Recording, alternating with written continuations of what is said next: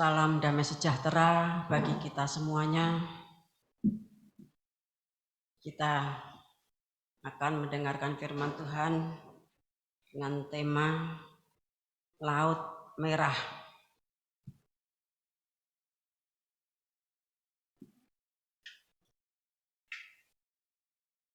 Kita akan membaca Kitab Keluaran pasal yang ke-13 ayat 17 sampai 22.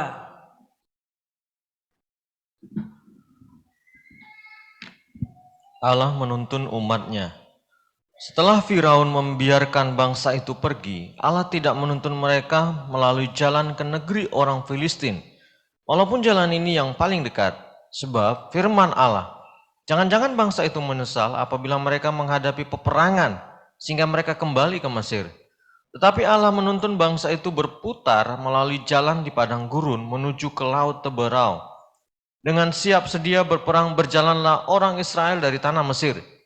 Musa membawa tulang-tulang Yusuf, sebab tadinya Yusuf telah menyuruh anak-anak Israel bersumpah dengan sungguh-sungguh, Allah tentu akan mengindahkan kamu, maka kamu harus membawa tulang-tulangku dari sini.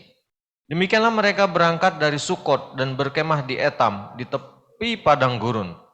Tuhan berjalan di depan mereka pada siang hari dalam tiang awan untuk menuntun mereka di jalan, dan pada waktu malam dalam tiang api untuk menerangi mereka, sehingga mereka dapat berjalan siang dan malam.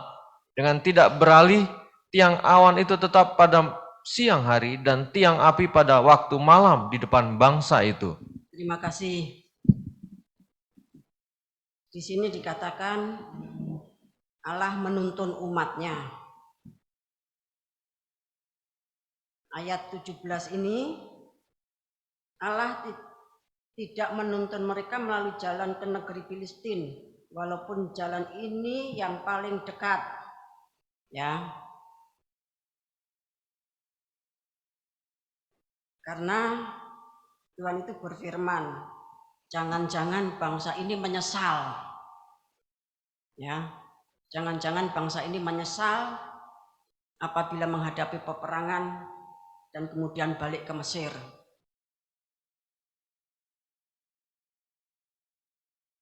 Dari Mesir sampai negeri Kanaan itu kalau cepat itu waktunya 2 minggu. Kalau lambat ya itu 40 hari. Kita melihat ya di dalam 1 Raja-Raja 19 ayat 1 sampai 8, Elia itu ke Horeb dalam kondisi puasa. Ya, puasa 40 hari, puasa ya.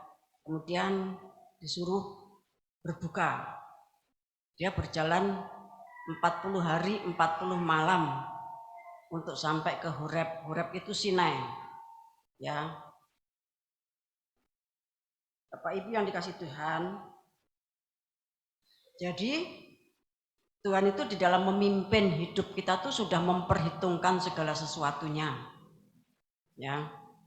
Kalau kadang-kadang suatu hal dibikin lambat karena Tuhan itu bisa melihat kalau nanti dibikin cepat, tahu-tahu menghadapi perang Kanaan, mereka tidak siap. Bapak Ibu yang kasih Tuhan, ya. Kemudian kita akan baca juga Keluaran pasal yang ke-14 ayat 1 sampai 3. Firaun bertindak untuk penghabisan kali. Berfirmanlah Tuhan kepada Musa demikian, katakanlah kepada orang Israel supaya mereka balik kembali dan berkemah di depan Pihahirot antara Migdol dan laut, tepat di depan Baal-Zefon. Berkemahlah kamu di tepi laut. Maka Firaun akan berkata tentang orang Israel, mereka telah sesat di negeri ini, padang gurun telah mengurung mereka. Aku akan mengeraskan hati Firaun sehingga ia mengejar mereka, dan terhadap Firaun dan seluruh pasukannya. Aku akan menyatakan kemuliaanku sehingga orang Mesir mengetahui bahwa akulah Tuhan. Lalu mereka berbuat demikian. Ya, Bapak Ibu yang kasih Tuhan, Israel itu sudah berangkat, ya. Tapi kemudian mereka disuruh balik lagi mendekati laut sampai rombongan mereka itu dilihat oleh Fir'aun karena memang jumlahnya sangat banyak sekali. Bapak Ibu Saudara yang kasih Tuhan, cara Tuhan memimpin umatnya itu, ya, bagi umat itu sendiri itu sangat membingungkan. Ya, sudah berjalan jauh, suruh balik lagi mendekati. Waktu berjalan yang pertama tadi pasal 13, mereka tuh belum melewati Laut Merah. Lah, tapi terus suruh balik lagi berkemah di tepi laut. Tuhan punya kehendak, ya. Tuhan punya kehendak. Mereka berkemah di tepi laut, kemudian Fir'aun mengatakan, oh orang Israel ya tersesat, mereka dikepung padang gurun, terus dikejar, ya sudah dikepung padang gurun, dikejar sama Fir'aun, di depannya ada Laut Merah. Bapak Ibu saudara kasih Tuhan, ini caranya Tuhan memimpin Israel keluar dari Mesir untuk menuju negeri Kanaan, negeri perjanjian, ya, yang dahulu dijanjikan kepada Sem, namun diduduki oleh Kanaan. Kita akan baca ayat 19.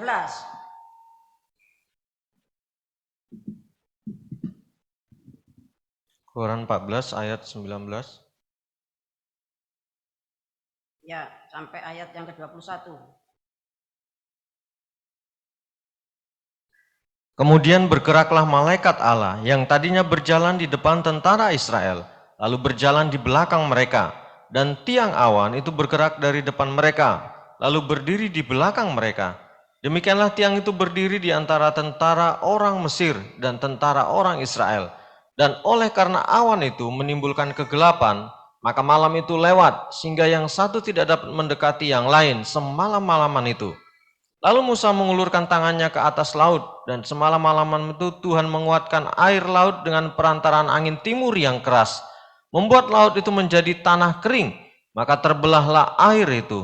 Langsung sampai ayat 26, ya, terus sampai ayat Demikianlah orang Israel berjalan dari tengah-tengah laut di tempat kering, sedang di kiri dan kanan mereka air itu sebagai tembok bagi mereka. Orang Mesir mengejar mereka dan menyusul mereka, segala kuda Firaun, keretanya dan orangnya yang berkuda sampai ke tengah-tengah laut. Dan pada waktu jaga pagi, Tuhan yang di dalam tiang api dan awan itu memandang kepada tentara orang Mesir, lalu dikacaukannya tentara orang Mesir itu. Ia membuat roda keretanya berjalan miring dan maju dengan berat, sehingga orang Mesir berkata, marilah kita lari meninggalkan orang Israel, sebab Tuhanlah yang berperang untuk mereka melawan Mesir. Berfirmanlah Tuhan kepada Musa, ulurkanlah tanganmu ke atas laut, supaya air berbalik meliputi orang Mesir, meliputi kereta mereka dan orang mereka yang berkuda. Ya, begitu cara Tuhan memimpin. Kalau Bapak Ibu ngasih Tuhan, ya, setelah mereka itu mendekati padang gurun, kemudian bablas, ya, tentu mereka nanti sampai di Kanaan dalam waktu yang singkat. Ketika mereka masuk perang Kanaan, seperti yang dikatakan dalam kitab Hakim-Hakim, mereka semua sangat tidak siap. Bapak Ibu kasih Tuhan. Sebab itu Tuhan menyatakan kekuatan kuasaannya, mereka disuruh balik, kemudian dikejar Fir'aun, dan Tuhan menyatakan suatu tanda dan mujizat yang maha dahsyat, di mana orang Israel menyeberang Laut Merah. Ya, sementara ketika orang Israel menyeberang Laut Merah, ketika orang Mesir itu mengejar, dikatakan Tuhan itu membuat roda keretanya berjalan miring dan majunya dengan berat, mogok gitu, rodanya rusak, Bapak Ibu Tuhan ya. Dan akhirnya Musa diperintahkan untuk kembali ya menerapkan makrifatnya, tongkatnya ya itu diulurkan ke atas dan air laut itu menutup dan membinasakan orang Mesir. Kita akan baca Ibrani pasal 11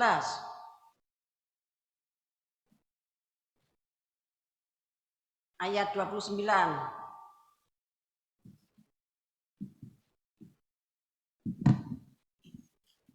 Karena iman, maka mereka telah melintasi Laut Merah sama seperti melintasi tanah kering.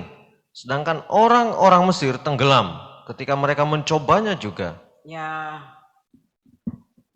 Rasul Paulus mengatakan dengan iman mereka itu melintasi Laut Merah. Ya, sama seperti berjalan di tanah yang kering. Tetapi ketika orang Mesir mencoba untuk melakukan seperti yang dilakukan orang Israel, mereka tenggelam dan mati binasa. Kita baca juga Kisah Para Rasul pasal yang ke-7 ayat 36. Dialah yang membawa mereka keluar dengan mengadakan mujizat-mujizat dan tanda-tanda di tanah Mesir, di Laut Merah dan di padang gurun 40 tahun lamanya. Ya, jadi Tuhan itu mengatakan mengadakan tanda-tanda dan mujizat-mujizat baik di tanah Mesir yaitu 10 tulah, kemudian di Laut Merah, kemudian selama 40 tahun di padang gurun itu terjadi banyak tanda-tanda dan mujizat. Bapak Ibu saudara Tuhan, Laut Merah itu panjang, mulai dari Mesir ya sampai melewati Afrika, melewati Arab, keluar ke bawah itu Yaman dan Somalia. Nah di Mesir itu laut yang sempit, tapi semakin melebar.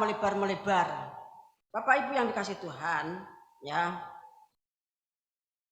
Tadi jam 4 saya mendapatkan kemurahan untuk tanya sama Bapak Musa, ya. Dulu yang dilewati orang Mesir itu kan dekat Sukot, kan mereka berangkat dari Sukot, dekat dengan Sinai.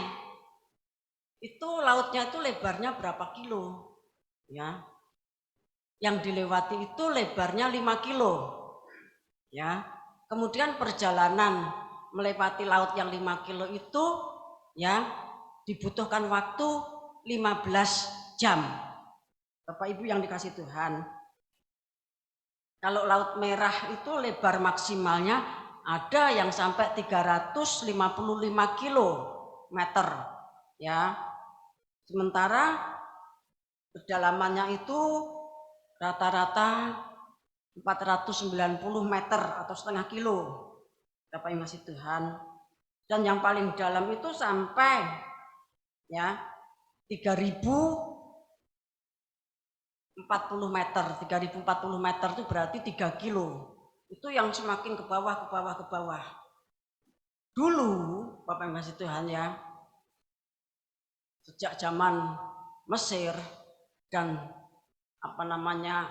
tahun-tahun selanjutnya ya sampai tahun Masehi, kalau orang itu mau ke Asia dari Eropa, ya dia harus melewati Laut Mediterania terus melewati Afrika baru sampai Asia, ya.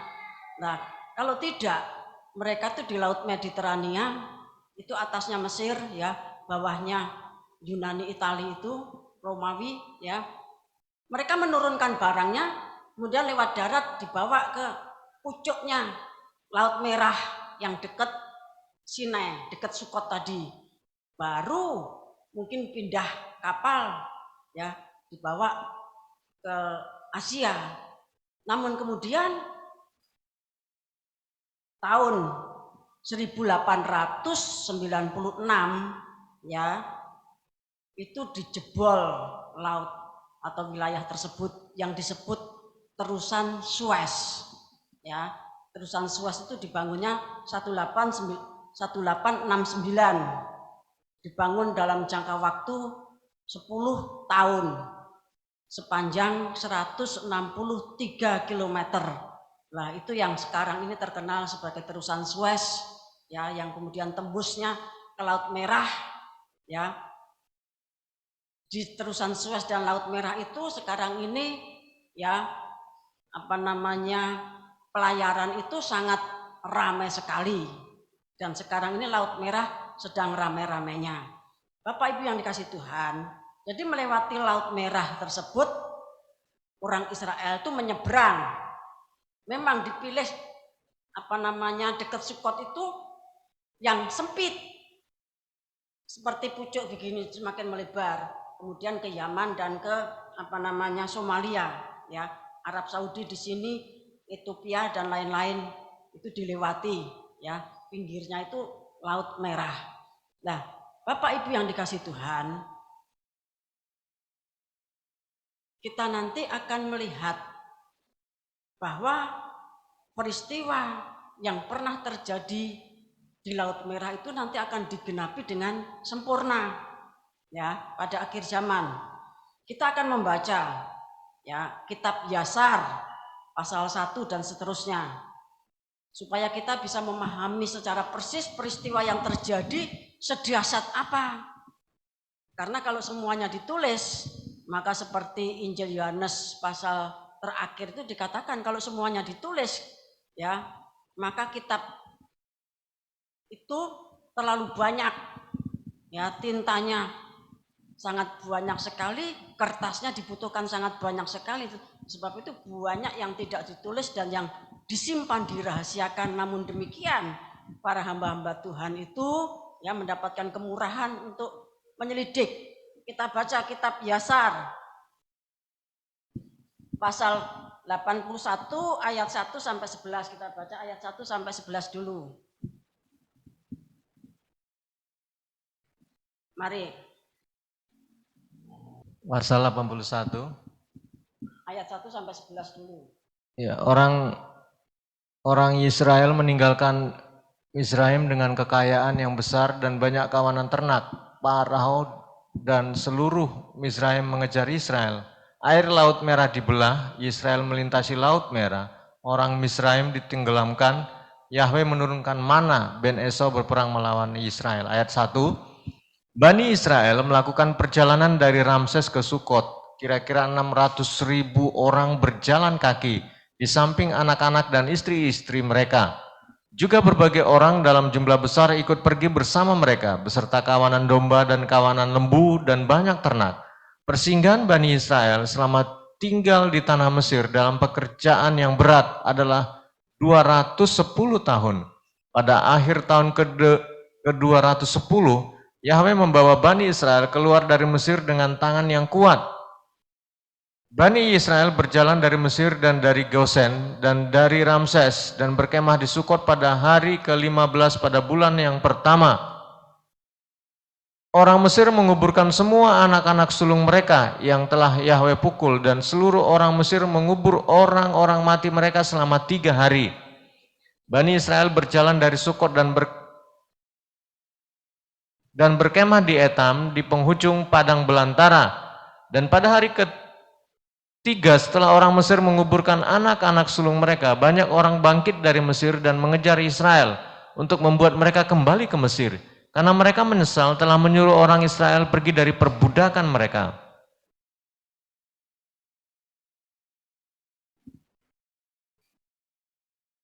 Seorang berkata kepada sesamanya, sesungguhnya Moses adalah Aharon berbicara kepada Farao. Katanya, kami akan pergi 3 hari perjalanan di padang belantara dan mempersembahkan korban kepada Yahweh Elohim kami. Maka sekarang marilah kita bangun pagi-pagi sekali dan membawa mereka kembali. Dan akan terjadi jika mereka kembali bersama kita ke Mesir kepada Tuhan mereka, maka tahulah kita bahwa ada kepercayaan di dalam mereka.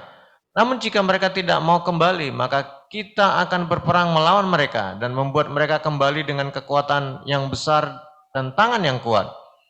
Seluruh bangsawan Paroh bangun pagi harinya dan bersama mereka kira-kira 700.000 orang. Mereka pergi dari Mesir pada hari itu dan tiba di tempat di mana Bani Israel berada. Ya, sampai sini dulu. Orang Israel yang berangkat itu ya dikatakan yang bisa berperang saja 600.000.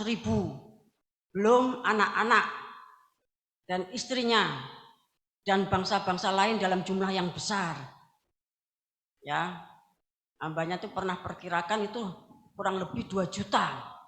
Bapak Ibu kasih Tuhan yang eksodus dari Mesir. Nah kemudian kan memang Musa izinnya 3 hari untuk mempersembahkan korban. Lah Tuhan menepati janjinya, dipimpin balik ya, dipimpin balik sesuai dengan waktu yang 3 hari tadi dan ketemu sama Firaun dan tentaranya yang sudah berada di dekat mereka dalam jumlah 700.000. Itu bukan jumlah yang sedikit. Tentara ya dengan kereta perangnya itu jumlahnya 700.000. Mari dilanjutkan ayat 12 sampai 20. Seluruh orang Mesir melihat dan lihatlah Moses dan Aharon dan seluruh Bani Israel sedang duduk di depan Pihahirot, makan dan minum dan merayakan hari raya Yahweh. Dan seluruh orang Mesir berkata kepada Bani Israel, sesungguhnya kamu berkata, kami akan pergi sejauh 3 hari perjalanan di padang belantara dan mempersembahkan korban kepada Elohim kami dan kembali. Maka sekarang hari ini telah 5 hari sejak kamu pergi, mengapa kamu tidak kembali kepada Tuanmu?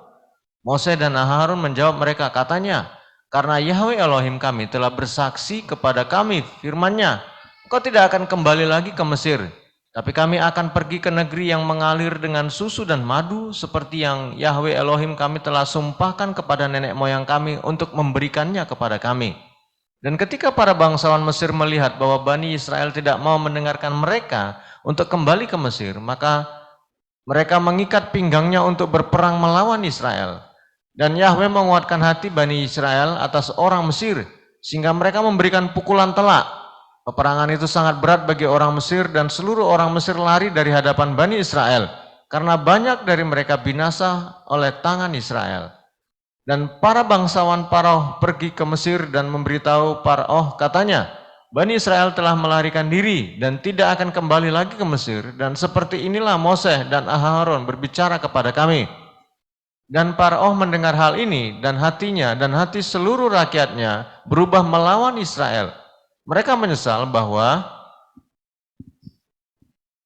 mereka telah menyuruh Israel pergi, dan seluruh orang Mesir menasihati Paroh untuk mengejar Bani Israel untuk membuat mereka kembali kepada perbudakan mereka. Mereka berkata setiap orang kepada saudaranya, apakah yang telah kita perbuat ini, bahwa kita telah menyuruh Israel pergi dari perbudakan kita? Ya, cukup dulu. Ya, jadi ketika Israel mengatakan, Tuhan mengatakan, kami harus terus jalan ke negeri Kanaan, suatu negeri yang berlimpah-limpah susu dan madunya, seperti yang pernah dijanjikan kepada nenek moyang kami. Kemudian tahulah orang Mesir bahwa mereka, ya orang Israel itu tidak akan kembali. Maka terjadilah peperangan dan Tuhan memberikan kekuatan kepada orang Israel untuk berperang dan orang Mesir dikalahkan di dalam peperangan tersebut. Dalam peperangan yang pertama ini Firaun, Paroh ya tidak ikut. Bapak yang kasih Tuhan. Mari dilanjutkan. Ayat 21 sampai 25. Yahweh menguatkan hati seluruh orang Mesir untuk mengejar orang Israel karena Yahweh berkehendak untuk mencungkir balikkan orang Mesir di Laut Merah. Ya, saudara perhatikan ayat 21 ini. Kalau Tuhan itu berkehendak menjungkir balikkan orang Mesir, maka Tuhan itu membuat orang Mesir tuh berkuat hati, ngeyel. Ya, basa Jawane gitu ngeyel, berkuat hati. Karena memang apa? Kalau mereka diam, ya mereka nanti tidak dijungkir balikkan, tapi mereka tuh dikuatkan Tuhan untuk melakukan ya suatu pekerjaan yang membuat mereka itu binasa. Bapak yang kasih Tuhan, mari dilanjutkan. Paroh bangkit dan mempersiapkan keretanya. Dia memerintahkan seluruh orang Mesir untuk berkumpul. Tidak satu orang pun tertinggal kecuali anak-anak dan para perempuan. Seluruh orang Mesir pergi bersama Paroh untuk mengejar Bani Israel, dan pasukan Mesir amat sangat besar jumlahnya dan sangat banyak, kira-kira 1 juta orang. Ya, yang pertama tadi 700.000. Sekarang dipimpin oleh Fir'aun sendiri, jumlahnya kira-kira 1 juta orang. Terus seluruh pasukan ini pergi dan mengejar Bani Israel untuk membawa mereka kembali ke Mesir, dan mereka menyusulnya saat mereka sedang berkemah di tepi Laut Merah. Bani Israel mengangkat mata mereka dan melihat seluruh orang Mesir mengejar mereka. Bani Israel sangat ketakutan kepada mereka, dan Bani Israel menangis kepada Yahweh. ya, Karena orang Mesir, maka Bani Israel terbagi menjadi 4 kelompok. perhatikan, ketika orang itu menghadapi suatu peperangan yang sangat berat, himpitan, ya, kiri kanan muka belakang, Bapak ngasih Tuhan, belakang Fir'aun dengan tentaranya 1 juta, di depan laut merah atau laut Kolsom, ya, kiri kanan padang gurun. Maka orang itu terpecah belah, punya pendapat sendiri-sendiri. Saudara perhatikan. Terus, mari dilanjutkan. Karena orang Mesir, maka Bani Israel terbagi menjadi 4 kelompok, dan mereka terbagi-bagi pendapatnya, karena mereka takut kepada orang Mesir. Mose berbicara kepada mereka masing-masing. Kelompok pertama adalah anak-anak Ruben, Simeon, dan Isakar. Mereka memutuskan untuk mencampakkan diri ke dalam laut, karena mereka amat sangat ketakutan terhadap orang Mesir. Mose berkata kepada mereka, jangan takut, berdirilah teguh dan lihatlah keselamatan dari Yahweh yang akan Dia lakukan pada hari ini kepadamu. Ya, ini kelompoknya Ruben, Simeon, Isakar. Mereka tuh berniat bunuh diri, nyemplung ke laut. Bapak yang kasih Tuhan, ya, nyemplung ke laut. Terus kelompok yang kedua. Kelompok kedua adalah anak-anak Zebulun, Benyamin, dan Naftali. Mereka memutuskan untuk kembali ke Mesir bersama orang Mesir. Mose berkata kepada mereka, jangan takut, karena seperti engkau telah lihat orang Mesir hari ini, demikianlah engkau tidak akan lihat mereka kembali untuk selamanya. Nah, rombongannya Zebulon, Benyamin, dan Naftali, mereka memutuskan untuk balik ke Mesir. Yang tadi memutuskan untuk nyemplung ke laut, bunuh diri. Yang kelompok kedua, dah kita balik ke Mesir bareng-bareng mereka, kita jadi budaknya Fir'aun lagi. Ini kelompok yang kedua, balik ke Mesir. Tapi diberitahu sama Musa, seperti orang Mesir ini kamu melihat yang terakhir. Nanti kamu tidak akan melihat orang Mesir yang ada saat ini, yang 1 juta itu. Terus kelompok yang ketiga. Kelompok ketiga adalah anak-anak Yehuda dan Yosef. Mereka memutuskan untuk pergi menghadang orang Mesir dan berperang melawan mereka. Terus Mose berkata kepada mereka, berdirilah di tempatmu karena Yahweh akan berperang bagimu dan engkau akan tetap diam saja. Nah, ini kelompoknya Yehuda dan Yusuf. Ya, mereka bertekad, ayo kita hadapi orang Mesir, kita perang. Tapi kata Musa, ya, tentunya itu firman Tuhan, kamu diam di tempat. Yang akan berperang itu Tuhan, kamu diam, kamu akan berdiam. Ya, karena peperangannya Israel itu peperangannya Tuhan. Ini kelompok ketiga. Terus selanjutnya. Dan kelompok keempat adalah anak-anak Levi, Gad, dan Aser. Mereka memutuskan untuk pergi ke tengah-tengah orang Mesir untuk membingungkan mereka. Mose berkata kepada mereka, tetaplah di tempatmu dan jangan takut, hanya panggillah kepada Yahweh supaya Dia menyelamatkan engkau dari tangan mereka. Ya, yang keempat ini mereka mau masuk ke barisannya orang Mesir untuk membingungkan mereka. Bapak yang kasih Tuhan, tapi Tuhan katakan diam di tempat, berdoa kepada Yahweh. Bapak Ibu yang kasih Tuhan, apa yang dilakukan orang Mesir ini, orang Israel ini seringkali itu dilakukan lebih liar lagi oleh zaitun liar.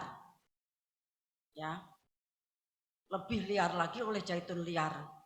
Manakala kesulitan menghimpit kiri kanan muka belakang, Bapak yang kasih Tuhan, maka keputusan-keputusannya ya seperti keputusan 4 kelompok tadi.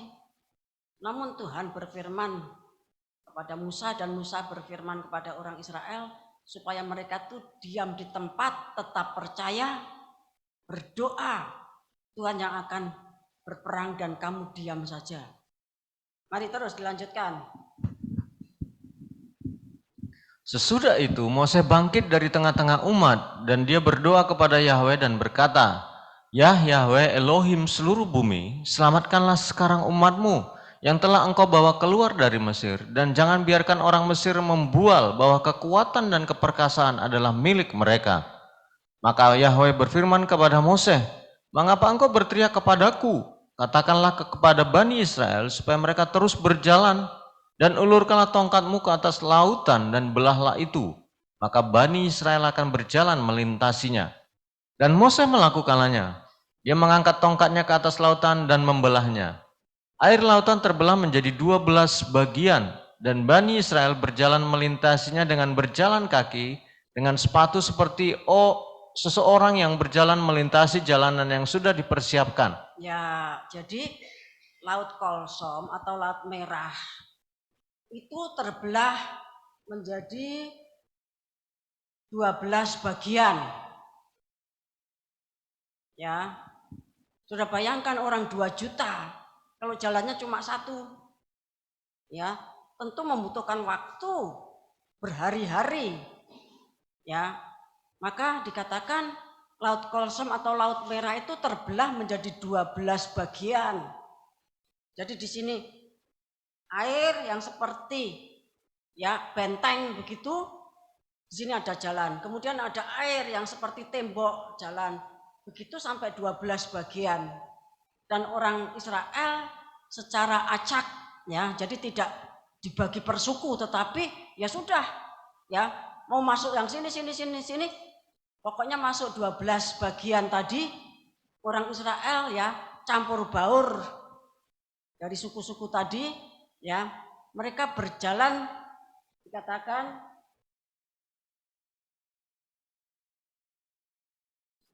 melintasi dengan berjalan kaki dengan sepatu, pakai sepatu ya, pakai terumpah atau pakai sepatu seperti berjalan di jalan yang sudah dipersiapkan. Bapak yang ngasih Tuhan, jalan yang sudah dipersiapkan. Ya, mari kita lanjutkan lagi ayat 39 sampai 44. Yahweh melakukan kepada Bani Israel keajaiban-keajaibannya di Mesir dan di lautan melalui tangan Mose dan Harun. Dan ketika Bani Israel telah memasuki lautan, orang Mesir mengejar mereka, dan air lautan menimpa mereka, dan mereka semuanya tenggelam di dalam air. Tidak ada seorang pun yang tersisa kecuali Paroh yang bersyukur kepada Yahweh dan percaya kepadanya, karena itu Yahweh membuat dia tidak binasa pada waktu itu bersama dengan orang Mesir. Ya, jadi Fir'aun itu selamat. Karena apa? Dia melihat mujizat-mujizat dan dia bersyukur dan bertobat. Mari terus.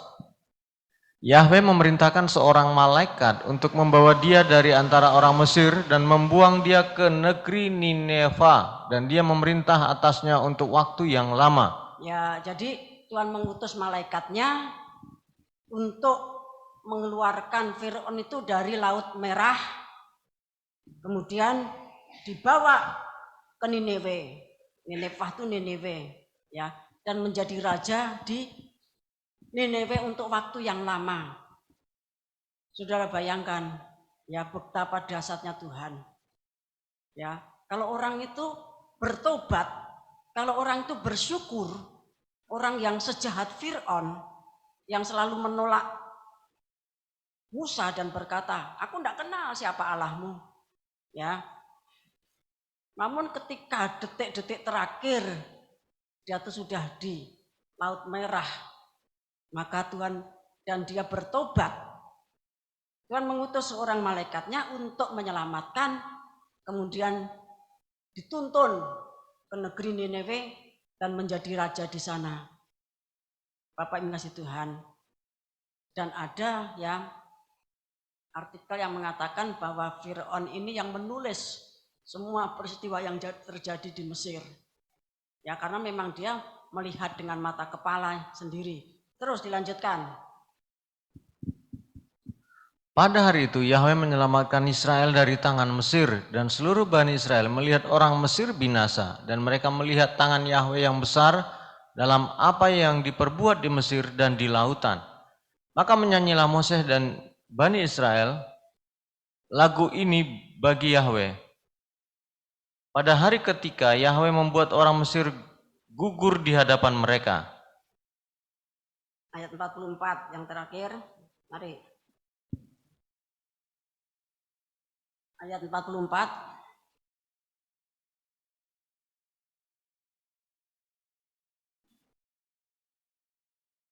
Saya bacakan ya. Ayat 44. Seluruh Israel menyanyi bersama-sama, serunya, aku akan menyanyi bagi Yahweh karena dia sangat ditinggikan. Kuda dan penunggangnya telah dia campakkan ke dalam lautan. Lihatlah, itu tertulis di dalam kitab hukum Elohim. Ya, kalau kita membaca di dalam Alkitab kita, itu pasal 15. Ya, Musa menyanyi, nyanyian Musa, kemudian dikatakan bahwa Miriam itu memimpin perempuan-perempuan Israel untuk menyanyi dan menari, ya, dengan tamburin. Bapak Ibu kasih Tuhan, nyanyian Musa ini terkenal, ya, nyanyian Musa ketika diselamatkan dari Laut Merah. Kemudian dari pelajaran, ya, firman yang kita dengar baik dari Alkitab ya maupun dari kitab Yasar, kitab kuno yang kemudian diterjemahkan oleh Iwan Stephen, Bapak Ibu kasih Tuhan, ya, kita ambil pelajarannya. Yang pertama kita baca Yesaya pasal 30.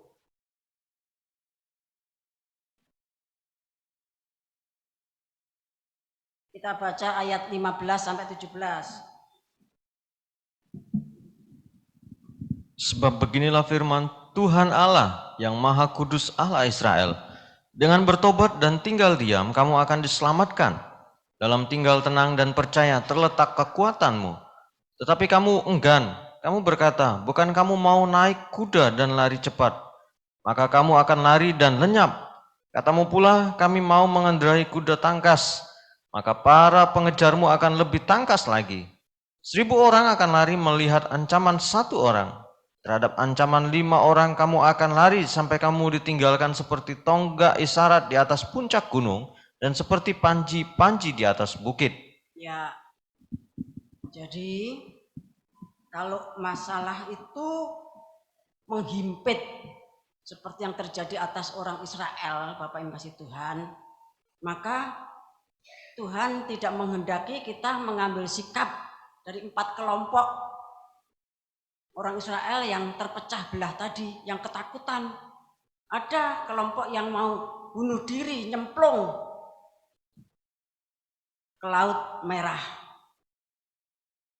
Kemudian ada yang balik ke Mesir. Kemudian ada kelompok yang berperang. Kita maju perang. Yehuda dan Yusuf, ya. Kemudian kelompok yang terakhir, ayo kita masuk, kita bikin keributan, membingungkan orang Mesir. Tapi Tuhan katakan kamu diam di tempat, ya, berdoa, percaya. Nah, demikian juga yang dinasihatkan oleh Nabi Yesaya.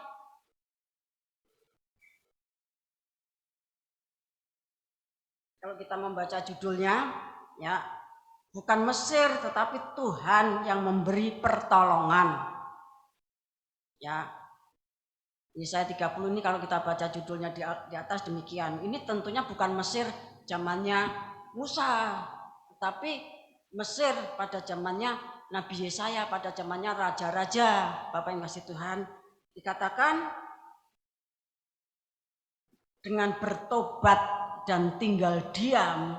Jadi jangan lari ke sana kemari, nyemplung laut atau balik ke Mesir atau berperang sendirian ataupun membuat kekacauan untuk membingungkan musuh, tidak. Tetapi Tuhan katakan dengan bertobat, nomor satu itu bertobat, kemudian tinggal diam, kamu akan diselamatkan. Dalam tinggal tenang dan percaya. Tenang, percaya. Bukan berarti terus Bapak yang kasih Tuhan, kalau kita ada masalah itu terus kita tuh cuma diem aja seperti orang stres. Bukan itu maksudnya. Ada satu pertobatan. Orang bertobat itu berarti kan ada satu pendamaian, koreksi diri untuk bertobat. Kemudian ya setelah bertobat diam, tidak usah nyemplung ke Laut Merah atau balik ke Mesir, ya, atau berperang dengan orang Mesir yang jumlahnya 1 juta tadi, atau kemudian membuat kekacauan, tidak.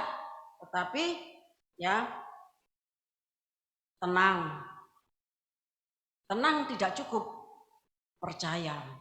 Maka Tuhan nanti yang akan berperang ganti kita. Bapak Ibu kasih Tuhan, kita akan baca juga Injil Lukas pasal 21.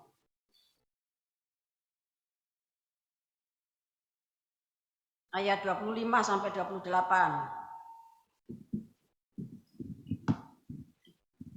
Kedatangan anak manusia perumpamaan tentang pohon ara.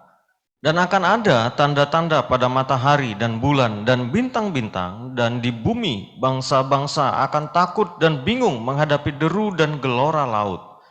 Orang akan mati ketakutan karena kecemasan berhubung dengan segala apa yang menimpa bumi ini. Sebab kuasa-kuasa langit akan goncang. Pada waktu itu orang akan melihat anak manusia datang dalam awan dengan segala kekuasaan dan kemuliaannya. Apabila semuanya itu mulai terjadi, bangkitlah dan angkatlah mukamu, sebab penyelamatanmu sudah dekat. Ya, ini kalau kita baca ayat 25 sampai 28 itu, Bapak masih Tuhan, itu meterai ke-6. Ya, meterai ke-6 ayat 12 sampai 17. Ketika semua peristiwa itu mulai terjadi, bahkan Bapak masih Tuhan ya, langit digulung. Bapak Ibu yang dikasih Tuhan, kemudian bersamaan dengan itu juga perang nuklir, ya, maka orang-orang lain itu pada kebingungan, pada ketakutan, saking takutnya mereka tuh mati, ya, saking takutnya mereka tuh mati. Tetapi katakan kalau semuanya itu terjadi berarti penyelamatanmu itu sudah dekat. Angkatlah mukamu. Orang mengangkat muka itu berarti ya dia itu tahu bahwa peristiwa-peristiwa itu harus terjadi demikian dan tidak menakutkan, tetapi menyongsong anak manusia yang datang. Bapak yang kasih Tuhan. Karena apa? Itu merupakan kegenapan dari meterai ke-6. Ya, yang dibuka oleh anak domba. Tapi kemudian guru ketiga dari Indonesia bekerja bersama stafnya, yaitu 10 penatua dan 70 penghulu melantunkan kunci Makrifat meterai ke-6 di bawah petunjuk ya dari malaikat sang surya. Bapak Ibu yang dikasih Tuhan, jadi menghadapi segala sesuatu itu nomor satu itu bertobat. Kemudian ketika bertobat tinggal diam, tenang dan percaya. Ini pasti dilatihkan kepada kita, Bapak yang kasih Tuhan. Kalau kita menghadapi peristiwa-peristiwa yang membuat kita itu sepertinya bingung banget, takut banget, ya, maka Kita jangan mengambil contoh dari 4 kelompok tadi, ya. Tetapi seperti yang dinasihatkan oleh Tuhan melalui Yesaya tadi, bertobat, tinggal diam, tenang, dan percaya, maka kamu akan diselamatkan. Tetapi nek kowe ra gelem malah melayu-melayu kayak jaran ucul, Bapak ngasih Tuhan, kamu nanti akan seperti ya tunggul atau seperti panji itu bendera di atas bukit. Mencapai sesuatu yang tinggi tetapi setelah itu sendirian di sana. Ya. Kita baca juga 1 Petrus pasal yang keempat.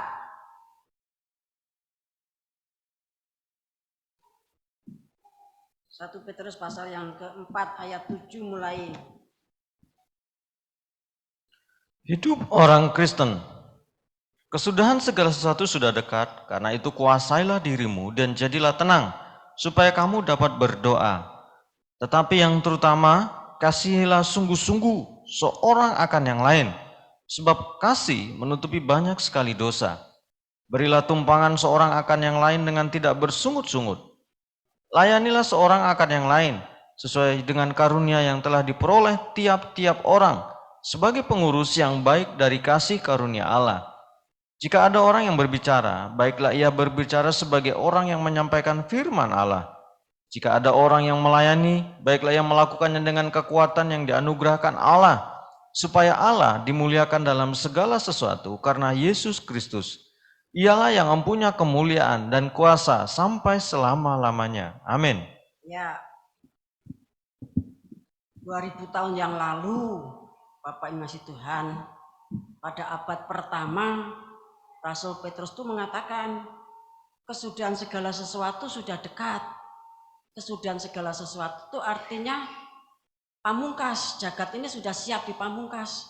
Kalau dalam bahasa lainnya kiamat.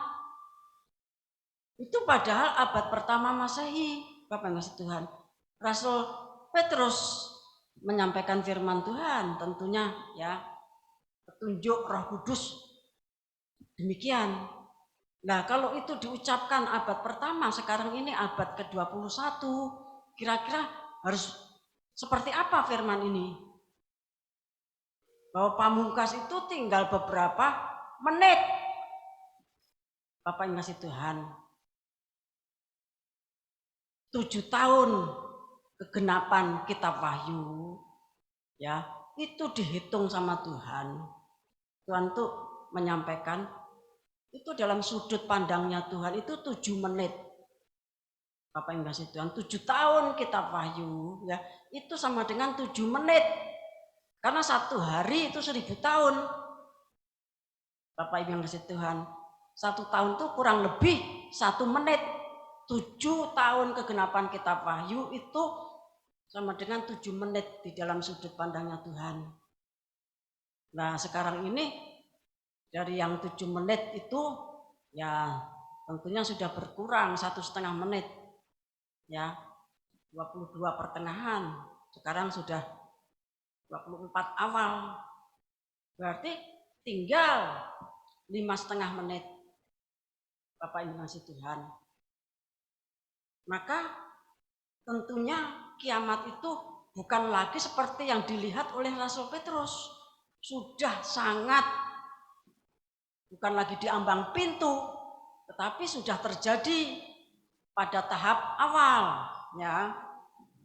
Nah, kalau demikian maka firman Tuhan mengatakan, karena itu kuasailah dirimu dan jadilah tenang supaya kamu dapat berdoa.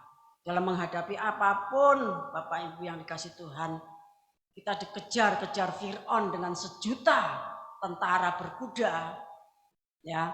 Jangan mengambil langkah 4 kelompok tadi, tetapi tetap tenang. Tenangnya itu bukan tenang dablek, bukan, ya, bukan tenang masa bodoh, tetapi tenang yang mendekatkan diri kepada Tuhan, bergumul, berdoa, syukur, berpuasa, ya, bermeditasi dan bersyafaat. orang berdoa, berpuasa, bermeditasi dan bersapa itu kan tinggal di tempat, diam, tenang, dan kemudian berdoa. Nah, kalau sudah demikian, tentunya masa-masa seperti yang ditulis oleh Rasul Petrus ini suatu masa-masa yang sangat berat. Kalau orang lain, orang dunia, mereka dikatakan oleh Tuhan di dalam Injil Matius pasal 24, pada akhir zaman kasih kebanyakan orang nanti menjadi tawar. Oleh sebab itu, ya, dosa itu memuncak. Dosa memuncak karena apa? Orang sudah tidak punya kasih. Nah, di sini justru dianjurkan menjelang kiamat itu kita harus mengasihi dengan sungguh-sungguh seorang akan yang lain, karena kasih itu menutup dosa yang banyak. Seperti Tuhan mengasihi kita, maka dosa kita ditutup. Ya, ditutup. Namanya ditutup itu berarti tadinya dibuka, siap dihakimi. Nah, karena kasih ditutup. Selesai sudah. Seperti Tuhan Yesus di kayu salib, selesai. Maka manusia yang percaya diampuni dosanya, dia tidak binasa melainkan beroleh hidup yang kekal. Ya. Kita akan membaca Wahyu pasal 15. Kita baca ayat 1 sampai 4. Nyanyian mereka yang menang. Dan aku melihat suatu tanda lain di langit, besar dan ajaib. 7 malaikat dengan 7 malapetaka terakhir, karena dengan itu berakhirlah murka Allah. Dan aku melihat sesuatu bagaikan lautan kaca bercampur api. Dan di tepi lautan kaca itu berdiri orang-orang yang telah mengalahkan binatang itu dan patungnya dan bilangan namanya.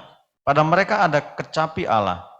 Dan mereka menyanyikan nyanyian Musa, hamba Allah, dan nyanyian anak domba, bunyinya, besar dan ajaib segala pekerjaanmu ya Tuhan, Allah, yang maha kuasa, adil dan benar segala jalanmu ya Raja segala bangsa. Siapakah yang tidak takut ya Tuhan, dan yang tidak memuliakan namamu? Sebab engkau saja yang kudus, karena semua bangsa akan datang dan sujud menyembah engkau, sebab telah nyata kebenaran segala penghakimanmu. Ya, ketika 7 guru itu siap dengan malapetaka yang terakhir, yaitu bokor. Karena ketika bokor nanti sudah dicurahkan, berakhirlah murka Tuhan. Seperti yang terjadi di Mesir. Ketika tulah 10 ya sudah dicurahkan, anak sulung Mesir mati, maka murka Tuhan atas Mesir itu sudah berakhir. Namun demikian, Bapak Ibu Saudara kasih Tuhan, peristiwa pada saat 10 tulah itu dicurahkan itu tidak seperti seperti kalau kita membaca begitu enteng, tidak, tetapi langit bumi seluruh jagat raya pada waktu itu tuh bergoncang dahsyat, terus bergoncang sampai ke Cina, sampai ke India, sampai seluruh bumi. Dan orang Israel yang keluar dari Mesir itu, mereka itu berjalan di tengah-tengah padang gurun yang bergoncang. Ya, di tengah-tengah padang gurun yang bergoncang. Karena pada waktu itu, ya, Nibiru itu bekerja. Ya, planet X itu bekerja. Dulu sudah bekerja pada zamannya Musa, maksud saya pada zamannya Nabi Nuh. Nah, ini pada zamannya Musa demikian juga. Jadi orang Israel itu berjalan di tengah-tengah tanah yang bergoyang. Goncangannya tuh ya, para penulis kuno tuh mengatakan itu saat terasa sampai di Cina, sampai di India, sampai di wilayah-wilayah lain. Ya. Sampai wilayah-wilayah Amerika yang waktu itu tentunya belum ada orang Amerika, masih ada orang penduduk asli sana. Sehingga dan mereka tuh melihat bahwa pada waktu itu naga itu marah. Nah, masing-masing bangsa-bangsa itu melihat peristiwa tersebut ya, seperti Wahyu pasal 12, dan mereka menamakan sesuai dengan bahasanya sendiri-sendiri. Bapak Ibu sudah ngasih Tuhan, ya. Nah demikian juga pada waktu 7 gur itu sudah siap dengan bokornya, Bapak Ibu ngasih Tuhan, maka ayat yang ketiga saya baca ulang, dan mereka menyanyikan nyanyian Musa, hamba Allah, dan nyanyian anak domba. Bunyinya besar dan ajaib segala pekerjaanmu, ya Tuhan Allah yang Maha Kuasa, adil dan benar segala jalanmu, ya Raja segala bangsa. Bapak Ibu yang dikasih Tuhan, kalau bicara tentang nyanyian Musa, berarti nanti pada saat kiamat itu peristiwa seperti yang terjadi pada zamannya Musa itu terulang lagi. Peristiwa seperti pada zamannya Nuh, ya, Matius 24 ayat 37 dan selanjutnya, seperti yang terjadi pada zamannya Nuh, demikian juga akan terjadi pada zaman kedatangan anak manusia. Berarti terjadi air bah, ya, karena langitnya digulung, ya, langitnya digulung, pintu-pintu langit pecah, tempayan-tempayan langit remuk. Nah, pada saat itu, ya, umat pilihan masuk bahtera, masuk kapalnya Tuhan. Nah, ketika terjadi polsi, bumi ini berguncang dan keluar dari tempatnya beredar, maka tentunya kapal itu kapalnya Tuhan, ya, yang kita tumpangi bersama-sama, semua orang yang masuk surga, semua orang yang sudah dipanen itu terguncang keluar, Bapak yang kasih Tuhan. Namun demikian, selamat, Tuhan membuka jalan di tengah lautan bagi kapal tersebut, sehingga dikatakan nyanyian Musa, ya, nyanyian Musa nanti saudara baca, ya, Keluaran pasal 15 itu nyanyian Musa, dan kemudian nyanyian anak domba, ya. Jadi eksodus besar dan final, ya, seperti yang terjadi pada zamannya Musa, Bapak yang masih Tuhan, itu nanti akan terjadi dipimpin oleh anak domba dan hambanya yang misterius, dikatakan demikian di dalam Yesaya 52-53 itu. Nanti akan terjadi kapal itu melewati, terlempar, ya, dari bumi yang mengalami polsip dan remuk, tidak bangkit-bangkit lagi, kemudian diselamatkan seperti pada zamannya Musa. Bapak Ibu sudah ngasih Tuhan, peristiwa ini dahsyat. Kalau zamannya Musa yang lewat Laut Merah, ya, kisaran 2 juta, dan orang Mesir yang masuk Laut Merah kisaran 1 juta, satu orang, yaitu Fir'aun. Dia bertobat, bersyukur dan percaya kepada Yahweh, kemudian ditolong malaikat, dilemparkan dari Laut Merah, kemudian dituntun ke Nineve untuk menjadi raja di Nineve. Bapak Ibu yang dikasih Tuhan, perbuatan Tuhan itu dahsyat. Peristiwa Musa itu, nyanyian Musa itu kan Keluaran pasal 15. Nah, diingatkan kembali di dalam kitab Wahyu pasal 15. Nanti akan terjadi lagi, terulang nyanyian Musa itu, ya. Musa memang mengubah nyanyian lagi di dalam Ulangan pasal 32, tetapi itu nyanyian pengajaran, ya. Nah, kalau nyanyian Musa yang dimaksudkan ini adalah nyanyian Musa di dalam Keluaran pasal 15. Bapak Ibu sudah ngasih Tuhan, ya. Anak domba itu memimpin penyeberangan atau perjalanan kapal saat polsip, kapalnya terlempar dari lautan bumi, berjalan di air bah yang terjadi oleh sebab meterai ke-6, langit digulung, ya, berlayar menuju pengungsian, ya, berlayar menuju pengungsian yang sesungguhnya itu bukan di wilayah Bandiale triangulasi sampai Bromo, sampai Surabaya beberapa bagian, sampai Madura, bukan. Daerah-daerah itu nanti pada saat meterai ke-6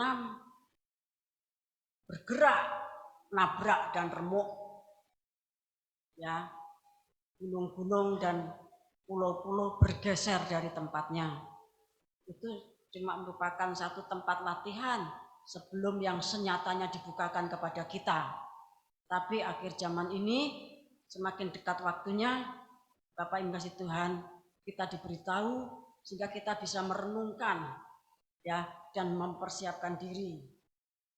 Kita akan baca kitab Yasar pasal 6 ayat 38.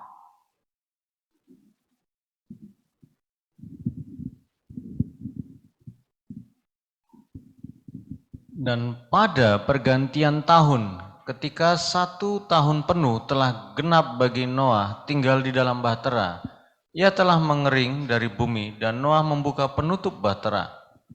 Ya, jadi Nuh bersama istri, ketiga anaknya, dan ketiga menantunya beserta seluruh binatang yang diperbolehkan diizinkan masuk itu berada di dalam bahtera untuk jangka waktu 1 tahun penuh. Ya, saya baca ulang. Dan pada pergantian tahun, ketika 1 tahun penuh telah genap bagi Nuh tinggal di dalam bahtera, air telah mengering dari bumi dan Nuh membuka penutup bahtera. Ya, Nuh itu dan keluarga dan binatang-binatang tinggal di dalam bahtera 1 tahun. Tetapi Tuhan katakan, ya, kita nanti akan berada di dalam kapal itu, ya, ketika bumi ini dilanda air bah karena meterai ke-6 dan yang lain-lainnya, Bapak Ibu kasih Tuhan, maka kita tinggal di kapal itu 2 tahun, ya. Karena apa? Perhitungannya selalu demikian, ya. Roh Kudus pada akhir zaman itu dicurahkan double porsi. Tulah Mesir 10, ya. 10 tulah Mesir. Tetapi pada akhir zaman itu ada 21 tulah. Yang satu masih ada positifnya, meterai 7, ya, sangkakala 7 dan bokor 7. Sehingga 2 kali, ya. Roh Kudus dicurahkan 2 kali. Hukuman murka Tuhan juga 2 kali lipat dari zamannya Mesir. Baik kedasatannya, ya, itu berlipat-lipat kali pada zamannya Mesir 2 kali.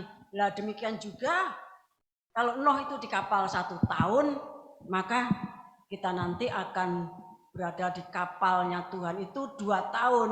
Sementara elit global seperti yang dikatakan dalam Wahyu pasal 6, ya, para raja, para perwira, orang-orang besar, orang-orang berkuasa, orang-orang kaya, ya, orang-orang merdeka, budak, mereka masuk bunker.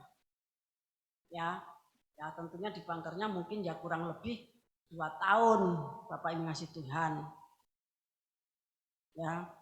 Jadi di kapal itu kita nanti akan berada di sana 2 tahun. Dan nanti seterusnya bagaimana? Ya, tentu Tuhan akan menuntun, memberikan pembukaan rahasia firman Tuhan.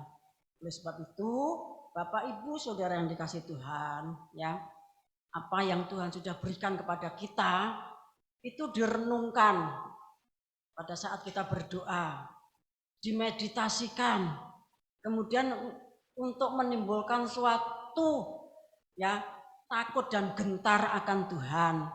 Takut dan gentar akan Tuhan itu buktinya membenci segala macam kejahatan, bertobat, kemudian tinggal diam, tetap tenang dan percaya.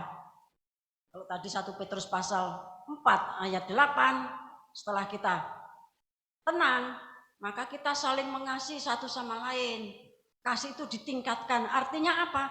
kita semakin mengokohkan posisi kita di ruang maha suci. Ya. Halaman itu daerah kebenaran. Ruang suci itu daerah pengharapan. Nah, ruang maha suci itu daerah kasih.